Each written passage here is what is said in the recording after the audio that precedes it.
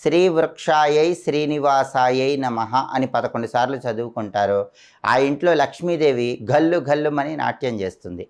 ఆ తర్వాత 3వ చెట్టు ఉసిరిక చెట్టు.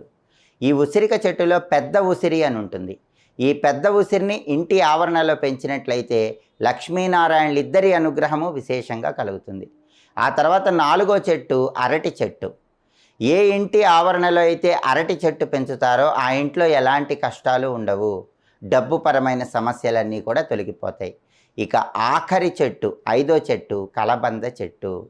ప్రతి ఇంట్లో కూడా కుండీలో కలబంద చెట్టు తప్పనిసరిగా పెంచుకోవాలి.